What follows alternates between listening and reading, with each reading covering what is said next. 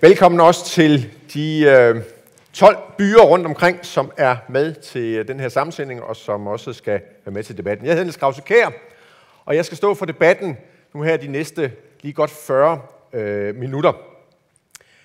Og vi er med, som sagt, i et samarbejde med Documania, blandt andre, som har samarbejdet med biblioteker og nogle kulturhuse og et par biografer rundt omkring i landet. Og det er fra Skagen til Guldborgsund, det er fra Esbjerg og til København, og alle er med. Det er sådan, at den debat, vi skal i gang med nu, der kan man ude i landet, de 12 byer, der kan man være med i debatten ved at sende spørgsmål på sms. Og sms-nummeret, det står på skærmen, så man sender dertil. Man skriver sit spørgsmål, og man skriver, hvad man hedder, og hvor man sidder rent fysisk lige nu. Og så vil nogle af spørgsmålene, langt fra alle, men nogle af dem, de vil komme ind her og være en del af debatten. Jeg synes, vi skal få vores debattører op, og det er i første omgang instruktøren, Nagieb, og jeg synes, du skal komme op, og så skal vi give Nagieb en ekstra hånd for den her film, han har givet os.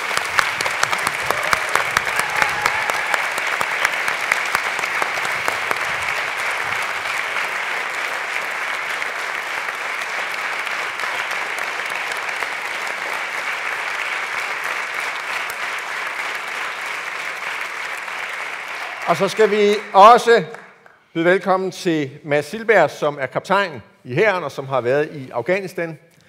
Velkommen til dig. Og velkommen til udviklingsminister Christian Friis Bach. Værsgo.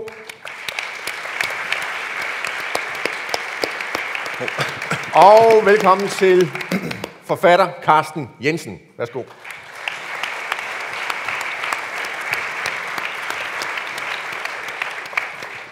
Så jeg vil godt, inden vi sådan kaster debatten ud, der vil også være mulighed for på et tidspunkt at stille spørgsmål herindfra, et enkelt eller to i hvert fald kan vi nå. Og det kan enten ske også på sms, hvis man er sådan lidt den generede type, og hvis man synes, at her er så med en platform og et publikum, så er der også et par vandrende mikrofoner i begge sider, og så kan man lige så stilfærdigt gøre få øjenkontakt med en af dem, og så har man mulighed for også at stille spørgsmål her. Jeg vil godt, inden vi sådan får sms'erne ind fra hele landet, det er jo sådan næsten ligesom et Melodi Grand Prix det her, så vil jeg godt starte med dig, Nagieb. Den her film, du har lige, det er et projekt, der har kørt over flere år, men du er lige kommet tilbage fra Afghanistan igen. Når du ser filmen nu, og sådan forholder dig til det, du lige har oplevet, efter du er kommet hjem nu, hvordan står det til? Bliver man mere positiv, som tiden går med det, der sker i Afghanistan? Filmen, den foregår jo i Helmand, og jeg er kommet tilbage fra Kabul, og situationen i Kabul er jo anderledes end i Helmand.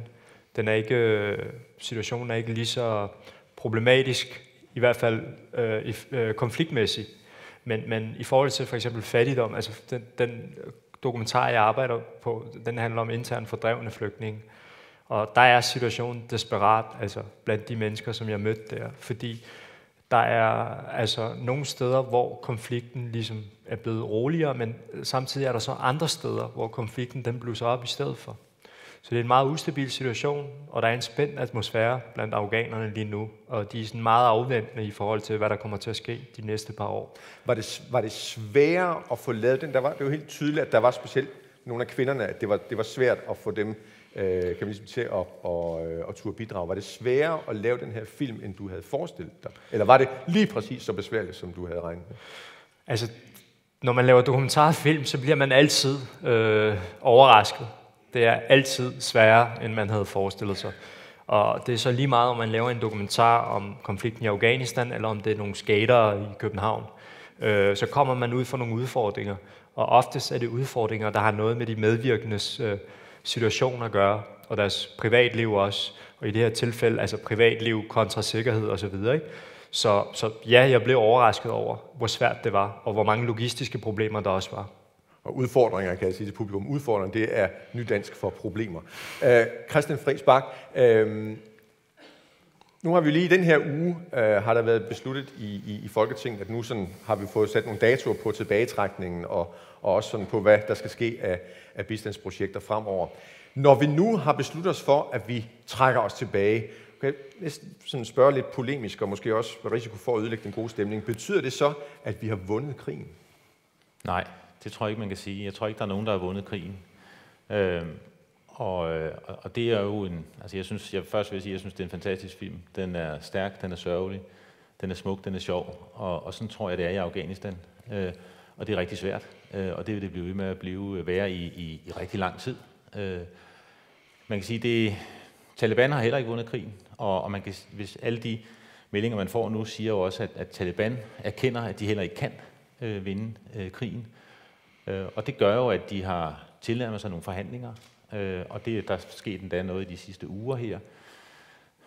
Kontorer i Katar, og nu er det anerkendt, at man begynder at snakke sammen, og det er jo det eneste, der nogensinde kan få freden til Afghanistan. Det er, hvis der kommer en forhandlingsløsning.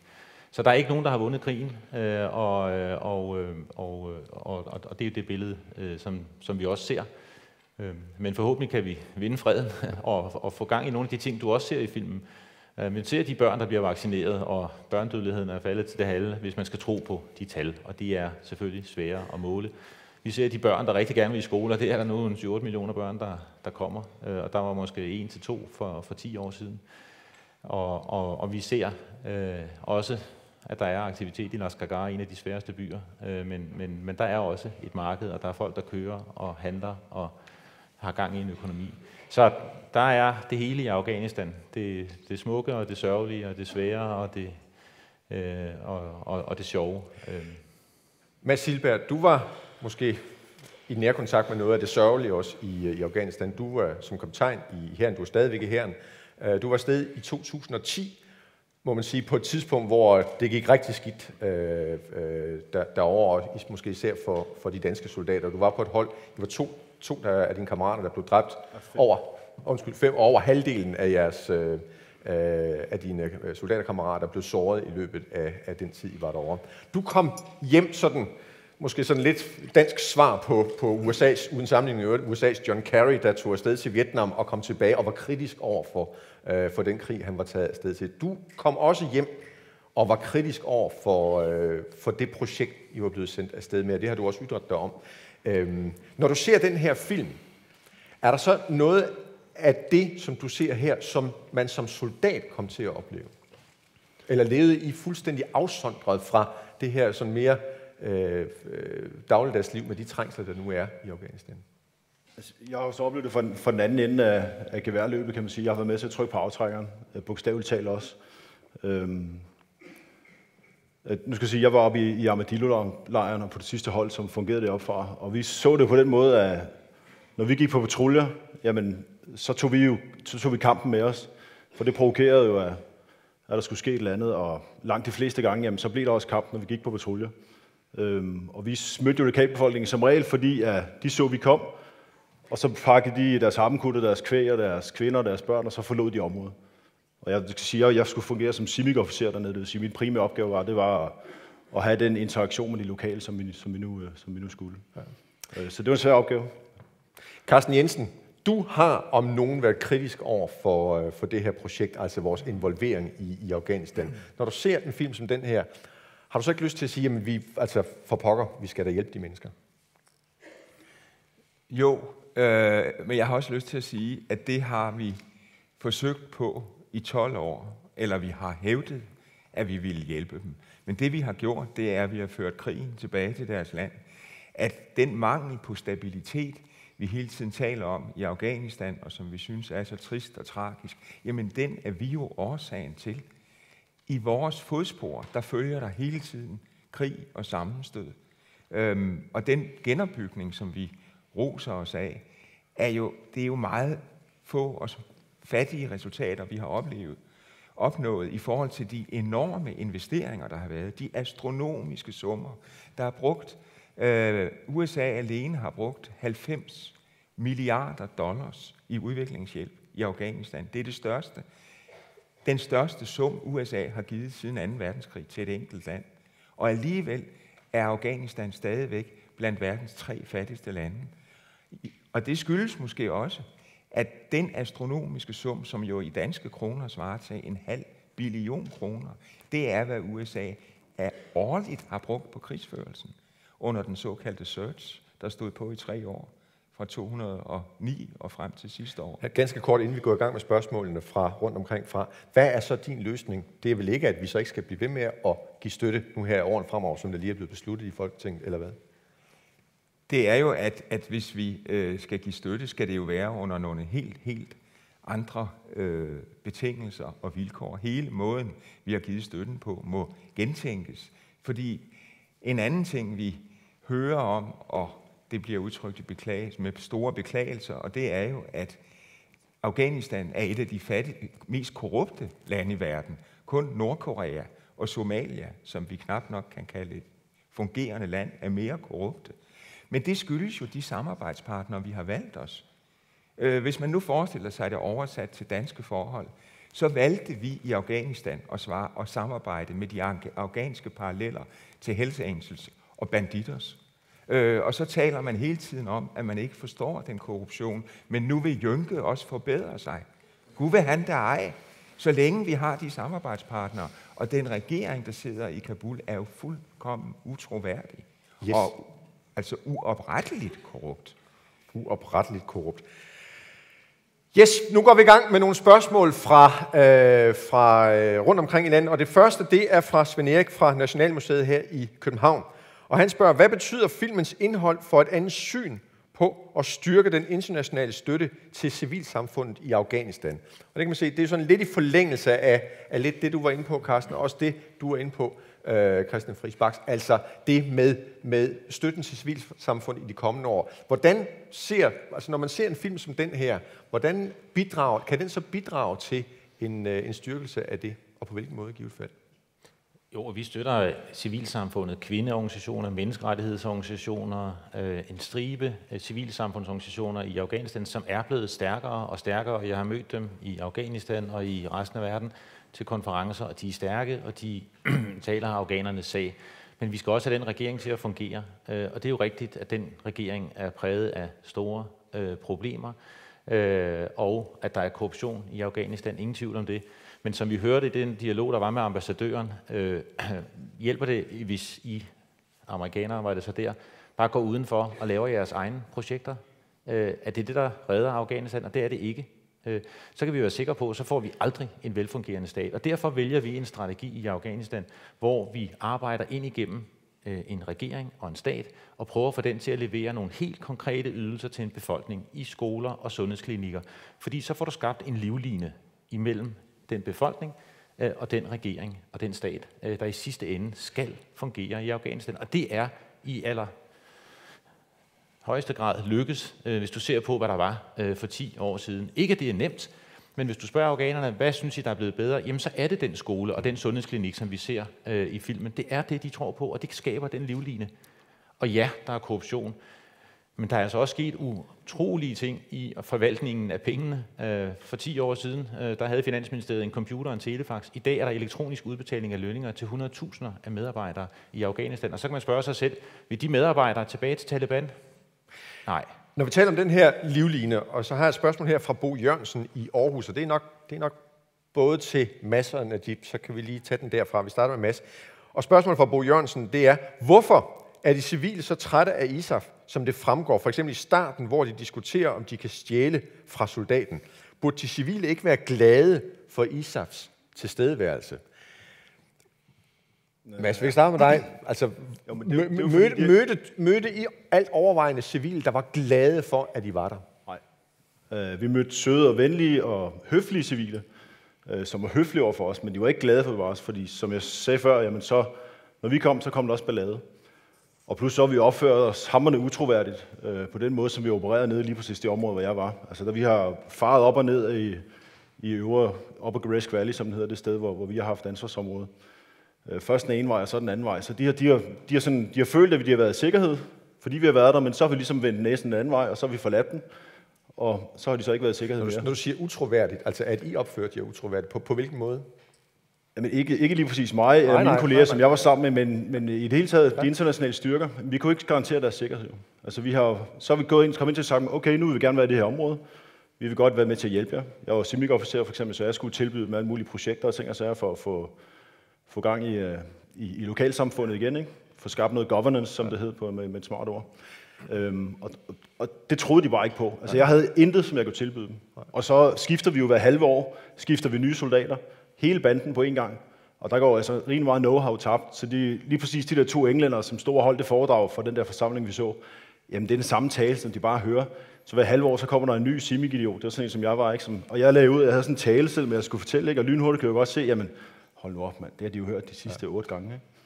Najib, jeg tror også, vi så sådan den der tale i filmen Armadillo, hvis det er dem, der har set den, og der rystede de også lidt på hovedet, har man indtryk af. Najib, er der slet ikke nogen, altså, som ikke holder af ISAF-styrker, så i hvert fald synes, det er sgu okay, at de er her, og de er her rent faktisk for at hjælpe os. Det er i hvert fald, det er jo sådan, vi opfatter vores egen aktion.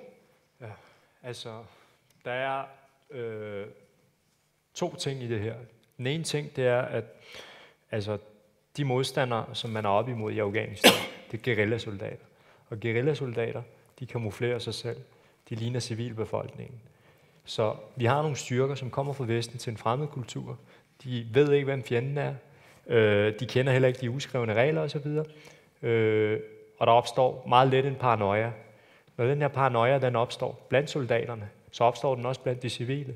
Fordi man kommer helt automatisk til at føle sig utryg ved hinanden i mange situationer, og det gør, at der sker en fremmedgørelse.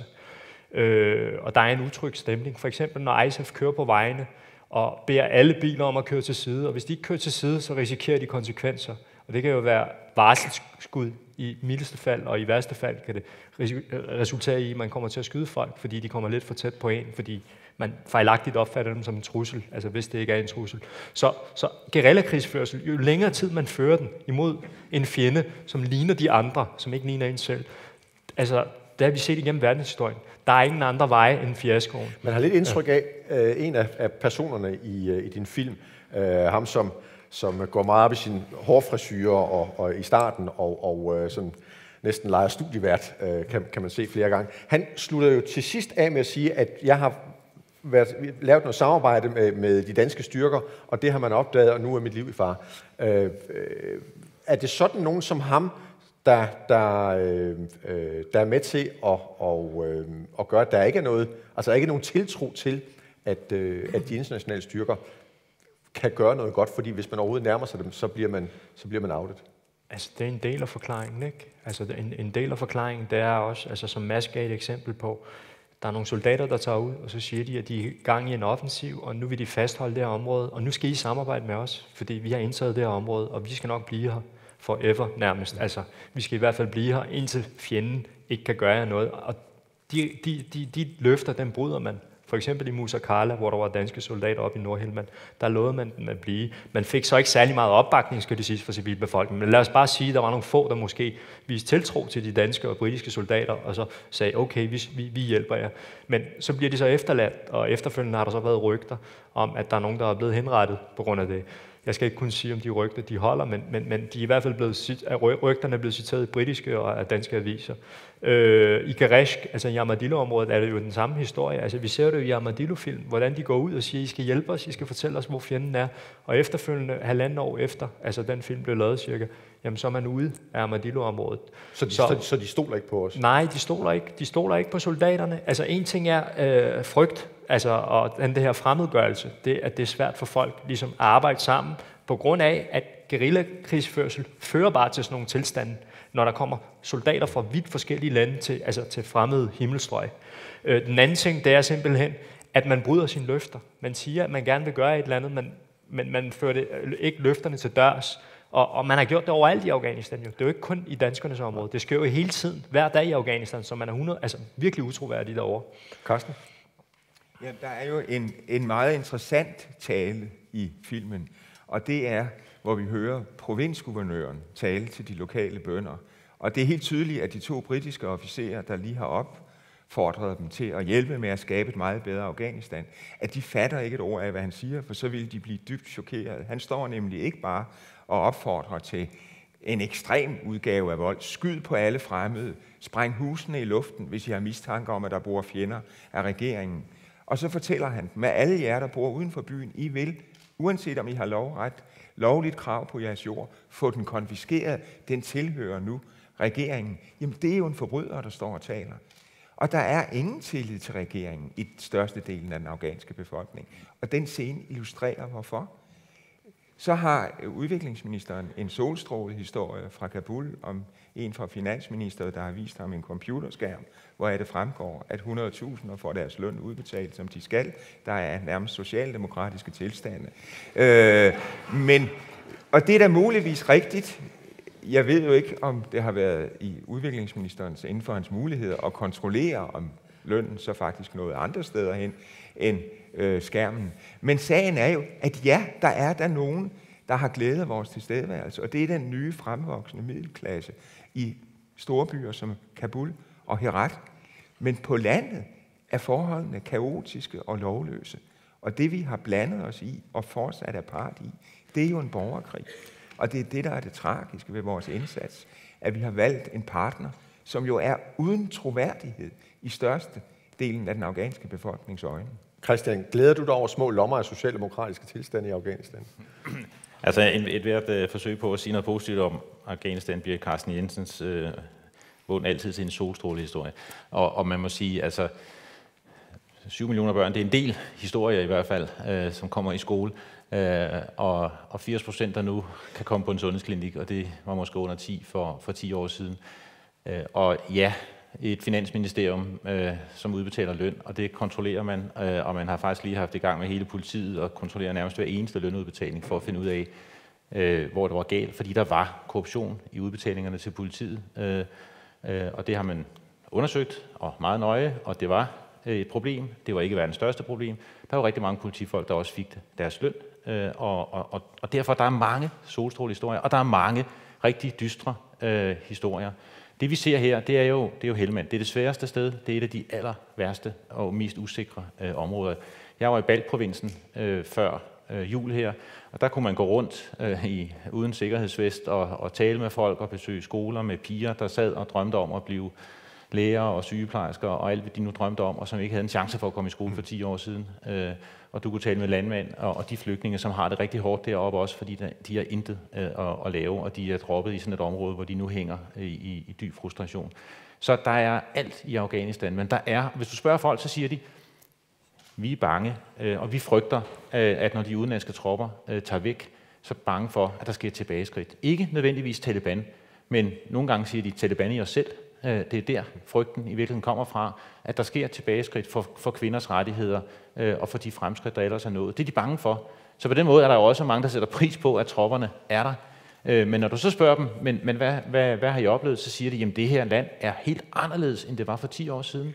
Der er sket utrolige forandringer i Afghanistan i forhold til, hvordan det var for 10 år siden. Og man kan jo selvfølgelig hælde det hele ned ad brættet, men de fremskridt er også skabt, fordi der har været modige soldater, som har turde tage til Afghanistan og prøve at gøre en forskel og skabe en sikkerhed, og det har jeg stor og dyb respekt for. Yes. Og nu har vi lige i hvert fald et levende spørgsmål her fra salen af. Og der er flere, vi skal lige have en mikrofon hen, så de også kan høre med i Skagen og Esbjerg og Bagsværd. Værsgo. Jeg hedder Khaled Alisai. Jeg er fra en organisation, der hedder Nej til Krig, og så er jeg også selv fra Helmand-provinsen. Mit spørgsmål er sådan set rettet til ministeren. Det er et abstrakt spørgsmål, jeg vil gerne konkretisere det, og jeg vil også prøve at snakke lidt hurtigt, så det bliver kort, ikke? Til at starte med det abstrakte spørgsmål. Hvorfor er vi der? Fordi det er jo ikke demokrati. Man skal være nærmest virkelig en ideolog for egentlig at se, at vi skaber demokrati dernede. Det er jo ikke kvinderettigheder. Det er der ikke sket noget med. Det er jo heller ikke stabilitet. Det er jo stabilitet, den modvirker man jo selv ved at egentlig væbne de folk i landsbyerne mod regeringen. Men modarbejder også på en måde. Den korrupte regering, selvfølgelig er der en korrupt regering, men modarbejder den også selv jo. Fra de internationale styrkernes side, hvor man også egentlig styrker forskellige etniske ledere, tilkalder dem til Bonn, for egentlig at snakke om en føderalt system udenom den afghanske regering. Hvor meget vil den afghanske regering få legitimitet? Så mit generelle spørgsmål er, hvad er det, vi er dernede for? Ja, vi er der jo teknisk for at bekæmpe den terrorisme, der gav anledning der spredte sig i resten af verden.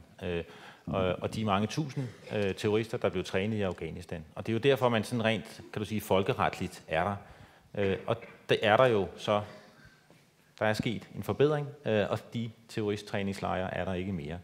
Men jeg erkender, at vi har lavet store militære fejl, store civile fejl i den måde, vi har ageret på i Afghanistan. Vi troede jo en overgang, at det handlede om at få de afghanerne til at holde med os. Og derfor har man måske også lavet den slags foredrag. Og i dag der ved vi, at det vigtigste er i virkeligheden at få afghanerne til at holde med Afghanistan. Og det er det projekt, der skal i gang med.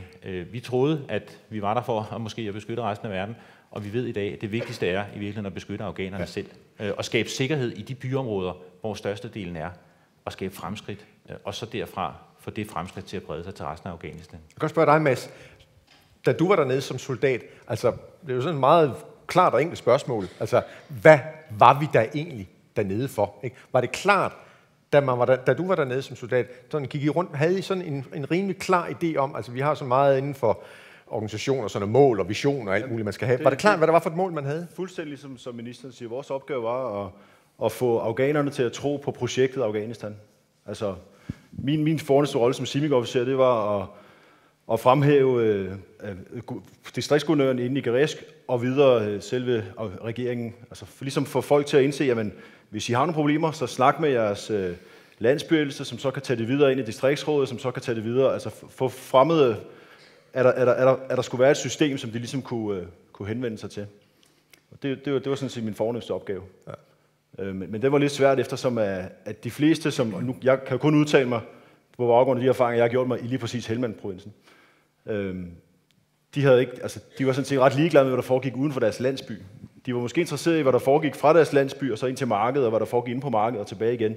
Men ellers så betød det ikke særlig meget for dem, når vi sad og snakkede sammen. Altså. Der er et spørgsmål fra Michael fra Nykøbing Falster, og det vil jeg sådan set ret til Naguib. Var det ikke farligt, spørger Michael, var det ikke farligt for afghanerne at deltage i filmen, og hvilken overvejelse havde instruktøren, eller har instruktøren i den forbindelse? Det var tydeligt, at der var nogen, der var bekymret i hvert fald, ikke? Jo, der var et risikoelement i det. Og altså, hele konceptet opstod jo på grund af sikkerhedsrisikoen. Og jeg prøvede jo at begrænse den her sikkerhedsrisiko så vidt som muligt. Altså hele grunden til, bare for at udspecificere det lidt, at jeg ikke tog ud til de her landsbyer og filmede, var dels fordi jeg ikke skulle bringe mig selv i en alt for stor fare, og dels for at jeg ikke skulle bringe de medvirkende i fare. Fordi hvis rygtet spredte sig om, at der var en eller anden fotograf, som sandsynligvis var fra Vesten, i deres landsby, jamen så kunne de komme i problemer hos oprør, hos forbrydere, måske endda hos myndighederne, fordi de lokale autoriteter heller ikke er særlig, omsorgsfulde i de områder. Så det var hele tilgangen. Og grunden til, at det var mobiltelefoner, jeg gav til dem, det var jo netop, fordi mobiltelefoner er blevet værmandseje i de her områder her. Og det er meget almindelige afghanere i landområderne også går rundt og filmer hinanden. Og jeg har jo ikke bedt dem om, altså godt nok har de så filmet talibaner, nogle af dem, og de har filmet militærstyrker, men jeg lavede faktisk en regel, som hed, at de ikke måtte filme de væbnede parter. Men jeg rodede mig så ud i nogle problemer, eller det gjorde en af vores medvirkende, Nargis. Og det var hovedsageligt kvindefaktoren, altså det, at hun blev mistænkt for at have et eller andet projekt kørende med nogen, som var kommet udefra. Og der er et sikkerhedsaspekt i det selvfølgelig, men det største problem lige der, det var faktisk også rygtedannelse. Fordi rygter, æresbegreber, spiller en kæmpe stor rolle i Afghanistan. Og hvis man først har fået et dårligt rygte, jamen, så er man færdig. Altså, så har man ingenting. For fattig er det alt. Altså ens rygte.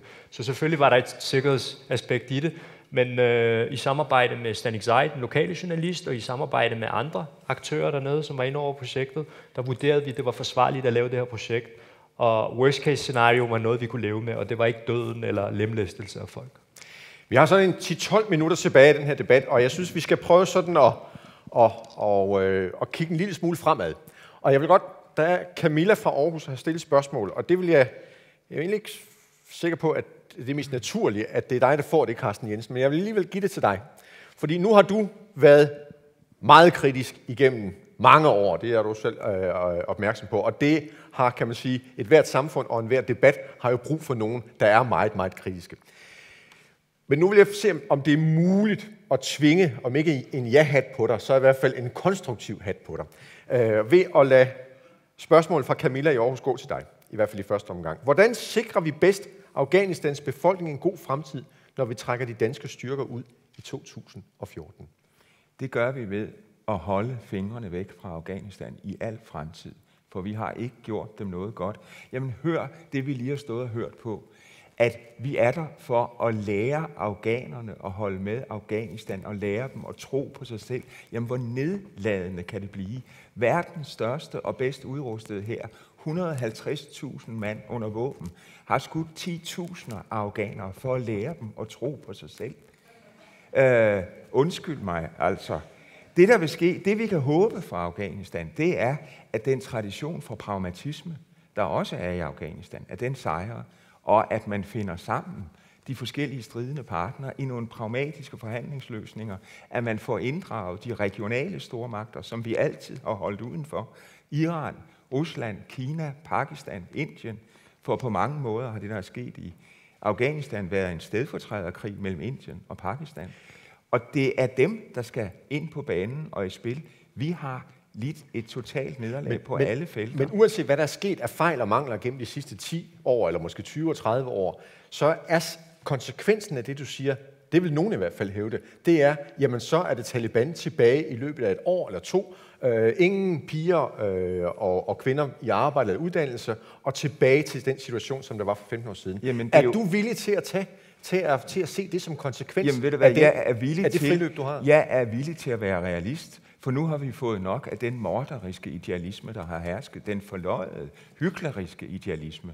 Sagen er jo, at de kvinder, der er i arbejde på landet, det er hårdt arbejdende bondekvinder. De har altid arbejdet. Der er en grund til, at Afghanistan stadigvæk er det land i verden, hvor mændene har en højere gennemsnitlig levetid end kvinder. Det er det eneste sted i verden. Det er fordi, de arbejder så knaldhårdt ude på landet. De er i arbejde, men de er på arbejde i en feudal bondekultur. Det vil blive sådan, at der er ingen, der tror på, at Taliban kan løbe storbyerne over enden. Det kan de næppe. Der vil der være en middelklasse, hvor kvinderne vil spille en rolle. Og så må man finde sig nogle forhandlingsløsninger. Og det tror jeg på, at afghanerne kan med hjælp, ikke fra os, men fra de omgivende lande. Christian Friis Bach, sidder du og tænker, hold op, sikker klog han er, Carsten Jensen. Hvorfor er det ikke ham, der er Jamen, det sidste var klogt. Ja. Altså det første knap så meget. Det sidste var klogt. Det her med, få skabt en forhandlingsløsning. Og det er jo det, der er på vej. Taliban har indset, at de ikke kan vinde krigen. De tilnærmer sig. Men det kan være, at han lever i en mere virkelig verden, end i en politisk verden. Jamen, det er den verden, vi lever i. Regionale stormagter, og inddrage dem, det er det, der sker. Og det er i høj grad med den uopretteligt korrupte regering i spidsen, der prøver også at inddrage stormagterne i området, og prøver at skabe en forhandlingsløsning med det høje fredsråd i spidsen. Og der er en middelklasse, som Carsten Jensen siger det, men den er jo også skabt som følge af de seneste 10 års fremskridt. Økonomien er jo dobbelt så stor i dag, som den var for 10 år siden, og der er en vækst på 9-10% om året dernede, så der sker jo altså også et fremskridt i Afghanistan i dag, som gør ting uoprettelige. Og det er jo det, jeg peger på. Jeg siger ikke, at der ikke er begået fejl, og dem skal vi stå ved kolossalt vanskelige og svære beslutninger og fejl, der er begået i de seneste 10 år. Det tror jeg ikke, der er nogen, der betvivler. Det gør vi i hvert fald heller ikke i regeringen. Og hvis man læser vores Afghanistan-plan, så er det en utrolig realistisk, synes jeg, og i virkeligheden en meget pessimistisk plan, som siger, at der vil gå mange ting til at gå galt. Men der er også utrolig meget, der er gået godt. Mantraet, synes man jo, lige i øjeblikket blandt ISAF-styrkerne, altså i hvert fald landene bag ISAF, er, at nu skal man ikke begå samme fejl, som Sovjetunionen gjorde, da de i sin tid flygtede fra Afghanistan. Og derfor har man jo arbejdet på at få overdraget sikkerheden. I over 80% af Afghanistan er det nu de afghanske sikkerhedsstyrker selv, der står for sikkerheden. Og det går faktisk nogenlunde. Og de skaber og vedligeholder sikkerheden i store områder. Der er også områder, hvor det går tilbage, også oppe i det nordlige, hvor jeg var. Der er byer, hvor sikkerheden går tilbage. Det er ikke på grund af Taliban, det er på grund af kriminalitet og politi, der endnu ikke fungerer ordentligt. Men der er allerede sket en betydelig overdragelse til de afghanske myndigheder selv, og det er ikke nedladende, fordi det er det, der skal skabe fremtiden i Afghanistan. Det er, at de selv tager ansvar for det land. Og derfor kanaliserer vi penge igennem et undervisningsministerium, så du både har et ministerium, der fungerer, og nogle skoler, der fungerer. Du har nogle sikkerhedsstyrker, der fungerer, og du får langsomt et land og en stat, som fungerer. Yeah. Og der er ikke et alternativ fra Carsten Jensen, og vi har ikke hørt det i aften, og vi har ikke hørt det i de sidste 10 år. Men vi bliver nødt til stædigt og vedholdende at bide os fast sammen med afghanerne og skabe den stat og det samfund. Carsten, hvis du lover, at det, du siger nu, er på 30 sekunder, så får du ordet. Ja, det her, det er en skåltale. Det, at sikkerhedsstyrkerne kan holde, det er der ingen andre end politikere, der tror på, når de har en mikrofon foran sig.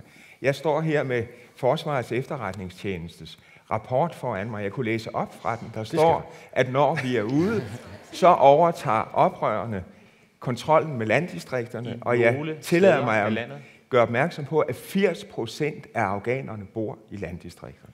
Det var 30 sekunder, lige godt og vel. Og nu har vi et meget kvikt spørgsmål her fra salen. Tak, jeg hedder John Ørsdal. Når jeg hører dig, Christian Friis Bach, så må jeg jo så sige, hvad er krigens proportioner, sådan som krigen har udviklet sig? I de første 3 hele år, der blev dræbt igennem i 62 NATO-soldater om året. Og i de sidste 3 år, der blev dræbt 1600 NATO-soldater. Og nu har du selv lige været med til at sidde og lave forlig om, at vi skal trække os ud. Så har man så uddannet nogle folk, som har 9 ugers træning, og så bliver de så sendt afsted. Og de dør som fluer. Og så siger I så, at det går godt. I virkeligheden kan man jo egentlig betragte for eksempel din medvirken, nu du er kommet sent ind på banen, som en form for revolutionær aktivitet, fordi at få lukket NATO til Afghanistan, det var jo Osama bin Ladens masterplan. Og det er jo lykkes godt. I år er der afsat fra amerikanerne 88 milliarder dollars. Det kunne der blive bygget 15 storebæltsbroer for. Det er virkelig et seriøst projekt. Har du, jeg ved ikke, om det var et konkret spørgsmål, men sådan lige... Jeg siger ikke, der er lidt så store tab i Afghanistan, ikke mindst også hos de civile. Og det er en af de mest tragiske og blodige krige, der har været. Men der er jo altså også bare folk i Afghanistan, som de også siger, Taliban og fundamentalistiske oprørsbevægelser, som har ville den krig, og som ville kæmpe den kamp. Altså, så de danske soldater er jo ikke, det er jo ikke ondskabens imperium, man er sat der ned i et forsøg på at gøre en forskel, og det har jeg stor respekt for. Jeg siger ikke, som sagt, at det er gået godt, det hele, bestemt ikke. Der er ting, der er gået godt, og der er store områder af landet, hvor der er sikkerhed, og hvor det går godt, og hvor børnene kommer i skole, og hvor der bliver handlet og produceret, og vækst og velstand, og hvor den befolkning, der er der, de siger, vi vil ikke have nogen oprør ind her, fordi vi har set en anden fremtid. Vi har set noget, der er bedre, og det vil vi gerne have. Det er den livline, jeg taler om. Så der er ting, der er gået godt, og der er rigtig meget, der er gået skidt. Og det er den realisme, vi må have i Afghanistan. Skal vi bare blande os udenom? Skal vi vente med ryggen? Skal vi slukke lyset over Afghanistan? Nej, det synes jeg ikke, vi skal. Jeg synes, vi stædigt og vedholdende skal bide os fast, og det gør vi med det største danske udviklingssamarbejde, vi har, og det vil afghanerne gerne, det vil den afghanske befolkning gerne, og det synes jeg, vi har en forpligtelse til. Der er kommet lige omkring 100 spørgsmål sådan rundt omkring fra på sms, og jeg vil simpelthen have 2 spørgsmål mere fyret af, og nu kender I konditionerne, vi har kun et par minutter tilbage til det. Det næste sidste spørgsmål i hvert fald, det er Hanne fra Aarhus, der spørger, har der nogensinde været fred i Afghanistan? Og så kunne jeg måske sådan lidt for min egen regning spørge, bliver der nogensinde fred i Afghanistan? Ja, tak. Ja, der har været fred i Afghanistan.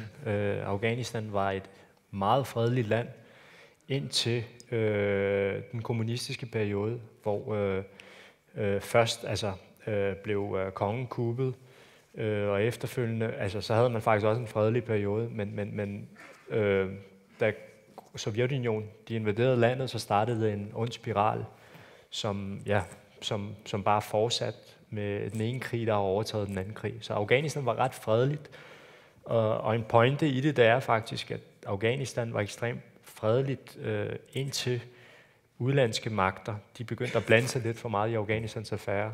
Så et eller andet sted, så tidligere der talte jeg om vi skulle lære af historien, Og det synes jeg er et rigtig godt eksempel på, at afghanerne godt kan fastholde og opretholde en fred, og vi kan også skabe fremskridt.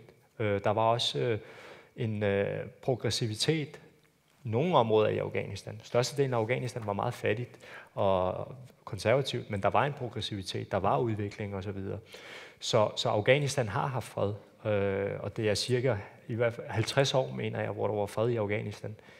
Og før de 50 år, der var der krig i Afghanistan, fordi briterne de prøvede at indtage Afghanistan og så civilisere det officielt. Så hver gang vi har blandet os, så er det gået lidt galt. Jeg vil godt tage til allersidst, og det er fra Hassan fra Odense, der spørger, han spørger, hvad er dit budskab med den her dokumentar? Og det vil jeg brede lidt ud, og simpelthen spørge jer alle sammen, og det får I simpelthen, altså det skal være sådan rimelig kort og klart. Ikke hvad er budskabet med dokumentaren, men hvilket budskab opfattede I? Hvad har I lært af den her dokumentar? Jeg vil egentlig starte med dig, Carsten. Hvad har du lært af den her film, vi lige har set? Ja, jeg har lært, at der bor mennesker, som bortset fra turbanerne og tøjet og det omgivende barske landskab, ikke er særlig forskellige fra os. Og det synes jeg er filmens vigtigste budskab. Jeg har også lært, at det er mennesker med meget værdighed, meget livsglæde, som på trods af nogle helt umulige vilkår forsøger at få så meget ud af livet, som de nu kan. Mads, hvad har du lært af den her film? Altså, jeg ville ønske, at jeg havde set filmen, inden jeg tog til Afghanistan og skulle fungere som soldat.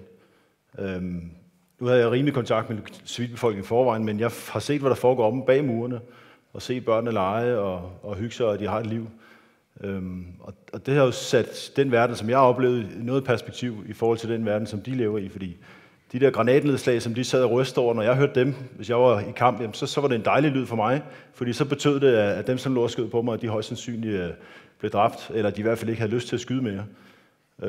Men det lyd betød noget andet for de civile mennesker, og det samme med helikopteralarm og sådan noget. Mange af de der lyde der ting, som jeg opfattede, og som giver, altså, det gør mig rolig, når jeg var ude at arbejde. Så hvis de danske soldater havde set den her film som de sidste, inden de tog afsted til Afghanistan? Ja, jeg håber, at vi kan få sendt et par eksemplarer afsted så hurtigt muligt. Christian, hvad har du lært af den her film? Jamen, du har jo set Afghanistan, som det er, med krig og konflikt, og sørgeligt, sjovt, stærkt, smukt, som det nu er. Og det er jo det er Afghanistan, vi har engageret os i, og som vi har også kæmpet for at sikre. Og den skrøbelige sikkerhed, som bestemt ikke fremgår af filmen, men som der er der nogle steder, den skal vi altså udnytte til det allerbedste, vi kan, og det er jo det, vi går i gang med nu. Nagib, hvad har du lært af at lave den her film? Jamen, jeg blev igen og igen overrasket over, hvordan folk de faktisk formåede at have et tåleligt liv, på trods af de svære omstændigheder, der var dernede. Altså, jeg havde jo forestillet mig, at jeg kun fik elendighed, når jeg sendte dem tilbage til deres distrikter, og de kunne filme. Men en del af de optagelser, selv de optagelser, der er optaget under svære omstændigheder, viser ironi, viser glæde, og viser et forsøg på at leve et anstændigt liv. Altså, nogle af de ord, som Carsten brugte, er som taget ud af min mund i forhold til helhedsindtrykket, når de optagelser de kom tilbage. Jeg vil også gerne sætte ansigt på de her mennesker her, altså, og det føler jeg i hvert fald selv, at jeg formået at gøre, så man kan identificere sig med dem. Fordi det kan godt lyde som en kliché. Vi siger altid, ja, vi ligner alle sammen hinanden, og vi er alle sammen mennesker osv. Men når det kommer til handlinger, så er folk i den del af verden, deres liv er ikke noget værd for os, helt subtilt generelt. Altså, vi opfatter det ikke lige så alvorligt, når der er 100 afghanere, der ryger på grund af et bombeangreb, eller et selvmordsbombeangreb, som når der er nogen i Europa, der ryger, ikke? Afghanere er statistik, og de er tal, og jeg vil gerne bag om alle de her ting her. Yes. Det går så hurtigt, når man er i godt selskab. Jeg vil godt sige tak til det publikum, der har været i de 12 byer ude på biblioteker og kulturhuser og biografer. Nu er vi ved at være færdige med debatten, og jeg vil sige tak til udviklingsminister Christian Friis Bach. Jeg vil sige tak til Mads, til Nagib og til Carsten Jensen. Tak fordi I tog debatten.